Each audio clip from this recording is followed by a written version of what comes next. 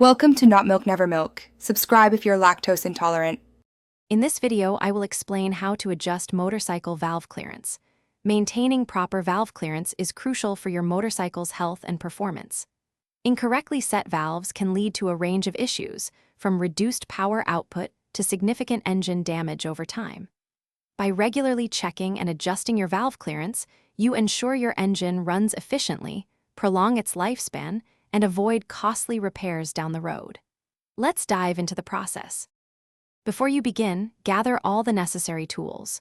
You'll need a set of feeler gauges, the correct wrenches and sockets, and a torque wrench for reassembly.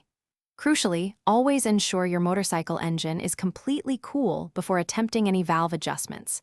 This prevents inaccurate readings due to thermal expansion. Next, you'll need to remove the fuel tank, valve cover, and any other components obstructing access to the valve train.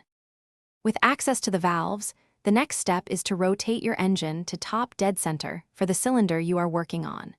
Consult your service manual for the exact procedure and specifications.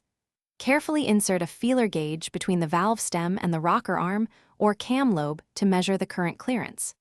If the measurement is outside the specified range, you will then adjust the tappet screw or replace the appropriate shim to bring it within tolerance. After making your adjustments, it's vital to recheck all valve clearances to confirm they are within the specified range. This ensures accuracy and prevents any oversight. Once satisfied, carefully reinstall the valve cover, fuel tank, and any other parts you removed, making sure to torque all fasteners to the manufacturer's specifications. Regular valve clearance checks are a key part of motorcycle maintenance. Also, for other great deals and to upgrade your clean game with the Shark AI Ultra Robot Vacuum, check the link in the description below.